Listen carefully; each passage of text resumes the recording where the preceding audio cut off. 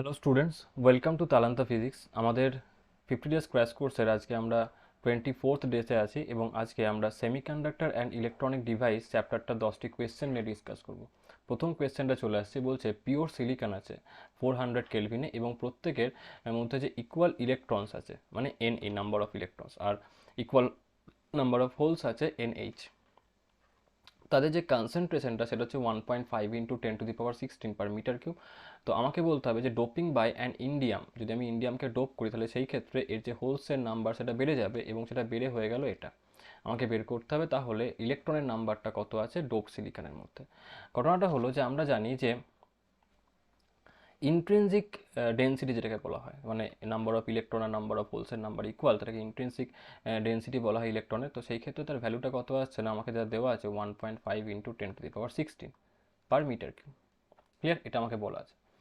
এবার ঘটনাটা হলো যে আমি জানি যে N E into N H মানে হচ্ছে এন আই স্কোয়ার, আর তার মানে আমি বলতে পারি যে এন ই সমান কত হবে না, ইন্ট্রিনসিক যেটা তার square divided by N H. তো এন আইটা কত বলা আছে না 1.5 ইন্টু 10⁻16 এটার square divided by number of holes আমাকে দেওয়া আছে কত এখানটাতে 4.5 ইন্টু 10⁻26। এটাকে সলভ করবে, সলভ করলে এখান থেকে আনসারটা তোমরা পেয়ে যাবে 5 into 10⁻6 per metre cube. Clear? তো ইলেকট্রনের সংখ্যা কত হবে এখানটাতে, ডোপড ইলেকট্রনের না এটা। চলে আসছে আমরা পরের কোয়েশ্চেনে। পরের কোয়েশ্চেনটা কি বলছে দেখো, পরের কোয়েশ্চেনটা আমাকে বলছে যে find out the V A B, এই এ বি পয়েন্টের পোটেনশিয়াল ডিফারেন্স বার করতে হবে। ঘটনাটা হলো যদি আমি দেখি এই যে ব্যাটারিটাকে কানেক্ট করেছি তার মানে এই পুরো পোর্শনটা হচ্ছে পজিটিভ। যদি এটা পুরোটা পজিটিভ হয় তার মানে হচ্ছে এটাই যে এই পোর্শনটা হবে পজিটিভ, এটা পজিটিভ মানে এটা পজিটিভ, তার মানে এটা অবভিয়াসলি হবে নেগেটিভ। এখন যদি আমি দেখি এই যে ডায়োডটা এটা কিসে আছে, এই ডায়োডটা এখন আছে রিভার্স বায়াসিং। যদি রিভার্স বায়াসিংয়ে থাকে তাহলে এর মধ্যে দিয়ে কোনো রকম কারেন্টকে সে ফ্লো করতে দেবে না, তো এই ওয়্যারটা থ্রু কোনো কারেন্ট ফ্লো হবে না। এখন এই সার্কিটটাকে আমি সিম্পলি এইরকমভাবে দেখাতে পারি, এখানে হচ্ছে এ পয়েন্ট আর এখানে হচ্ছে বি পয়েন্ট। ক্লিয়ার? তাহলে এটা হচ্ছে 10 ওহম, এটা হচ্ছে 10 ওহম। আচ্ছা, এটা হচ্ছে 30 ভোল্টের একটা, 30 ভোল্টের একটা ব্যাটারি।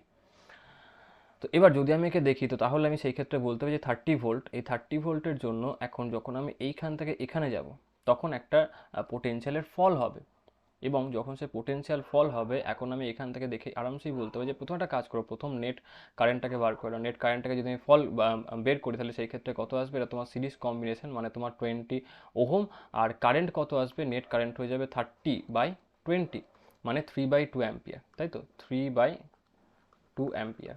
এখন যদি এটা হয় তো তাহলে এইটার থ্রু যখন কারেন্ট ফ্লো করবে তখন এটার থ্রু পোটেনশিয়াল ডিফারেন্স কত হবে, এই প্রথম 10 ভোল্টটা মানে 10 ওহমটার through, that is equal to V equal to I into R, মানে হচ্ছে 30/2 ইন্টু আর মানে তোমার 30/2 হয়ে যাবে, 3/2 ইন্টু আর।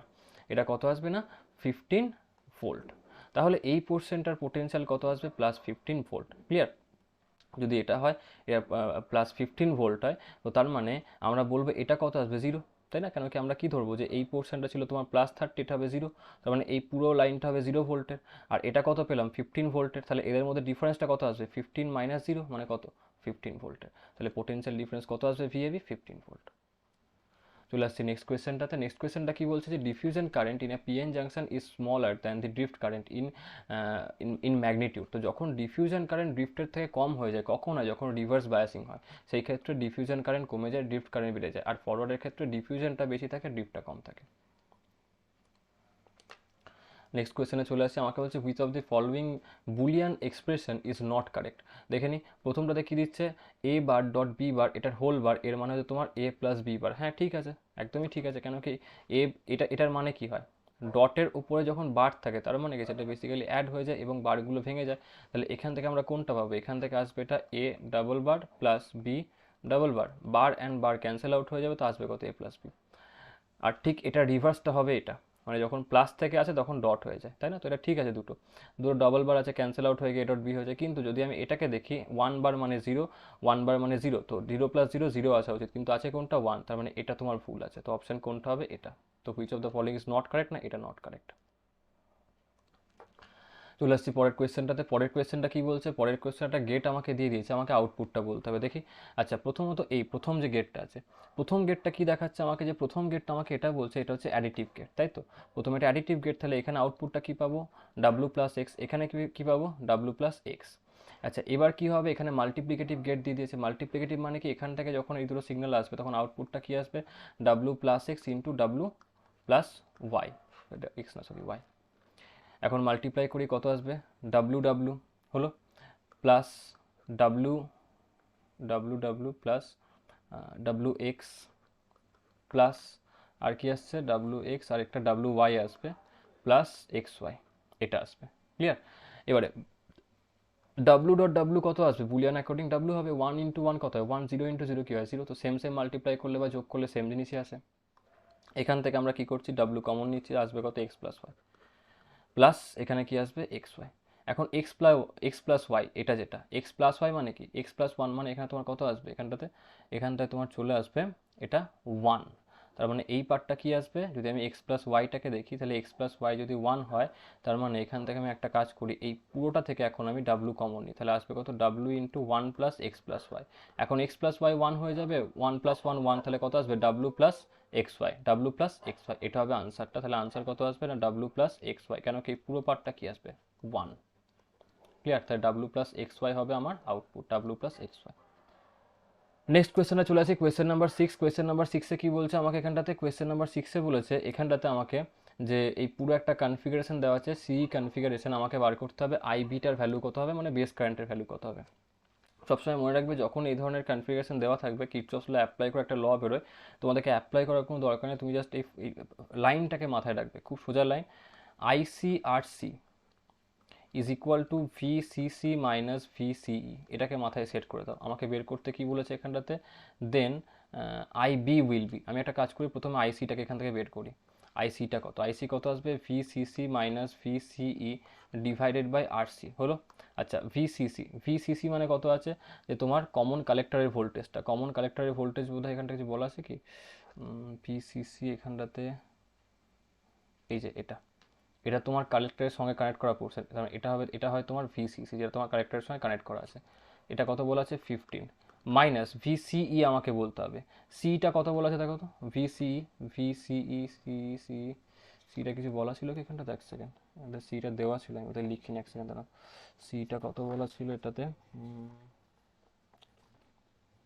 এক সেকেন্ড দাঁড়া, সিটার ভ্যালু কত দেওয়া ছিল, সিটা দেওয়া আছে,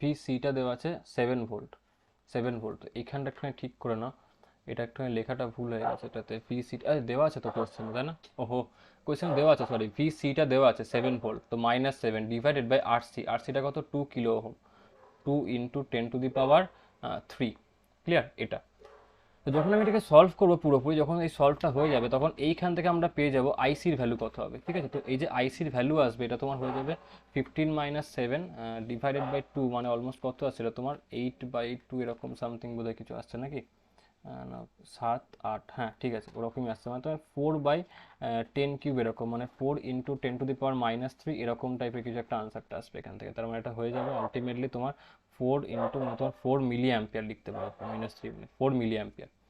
এখন আমরা এটা জানি যে আমাকে আই বিটা যেটাকে বলা হয়, এর মানে কি হয়, আই বিটা আমরা জানি যে I B, sorry I beta বলছি, আই বি বাই আইসি এর মানে কত হয় বিটা, তাহলে আইবি সমান কত হবে, আইবি সমান হয়ে যাবে আইসি ডিভাইডেড বাই বিটা, তাই তো, বিটা মানে কত হয় আইসি বাই আইবি, বিটা মানে কত হয় আইসি বাই আইবি, তাহলে আইবি সমান কত হবে আইসি বাই বিটা, তো আইসিটা কত বের করলাম এখান থেকে 4 মিলি অ্যাম্পিয়ার, আর বিটাটা কত দেওয়া আছে আমাকে এখানটাতে, বিটা 100, তাহলে এটা হয়ে যাবে তোমার 4 μA, মানে 4 × 10⁻⁻6 অ্যাম্পিয়ার। কোয়েশ্চেন নাম্বার 7-এ চলে আসছে এবার। কোয়েশ্চেন নাম্বার 7টা কি বলেছে, বলছে যে এখানটাতে আমাকে diode find out the current flowing through 2 ohm resistance, এই 2 ওহম রেজিস্টারের থ্রু কত কারেন্ট ফ্লো করছে এটা আমাকে বলতে হবে। প্রথমত এটা প্লাস, তাহলে এই পুরো লাইনটা প্লাস, মানে এটাও প্লাস হবে, এই দিকটাও প্লাস, তাহলে এটা মাইনাস মাইনাস, আচ্ছা যদি এদিকটা মাইনাস হয় তার মানে এই দিকটা হবে মাইনাস, তাহলে এটা হবে প্লাস, আচ্ছা এখানে প্লাস মানে এই পোর্শনটা মাইনাস, তাহলে এটা মাইনাস এটা প্লাস। এখন যদি আমি দেখি তাহলে আমি বলতে পারি সেই ক্ষেত্রে যে এখানটাতে এই যে ডায়োডটা এটা ফরওয়ার্ড বায়াসিং আছে, কিন্তু এই যে ডায়োডটা এটা আছে রিভার্স বায়াসিং। তার মানে এই যে যদি এটা রিভার্স বায়াসিং হয় তো কারেন্ট যখন ফ্লো করবে তখন এই আর্মটা থ্রু এখান থেকে পাস করতে পারবে না। তাহলে আমি বলবো যে এই পুরো লাইনটা এখন কোনো ম্যাটারই রাখলো না কারেন্ট ফ্লো করার জন্য, কেন কি কারেন্ট তো এইখান দিয়ে পাস করে বেরোবে কিন্তু এইখান দিয়ে আর যেতে পারবে না। তাহলে এখন সার্কিটটার মধ্যে কিন্তু এখানে এটাও ফরওয়ার্ড বায়াসিং, এটা এখানেও ফরওয়ার্ড বায়াসিং, তো কারেন্ট এখান থেকে ফ্লো করতে পারবে। তো নেট কারেন্টটা যখন বেরোবে সেটা দুটো পার্টে ভাগ হবে, একটা এখান দিয়ে আর একটা হবে এখান দিয়ে, I1 আর I2 দিয়ে। যদি এই দিকে টোটাল রেজিস্ট্যান্স কত হবে 1 + 2 + 1 মানে তোমার আসছে 4 ওহম, এখানে কত আছে 4 ওহম, তার মানে এই 4 আর 4 প্যারালালে আসবে, তারা মিলে কত হবে 4/2 মানে 2 ওহম।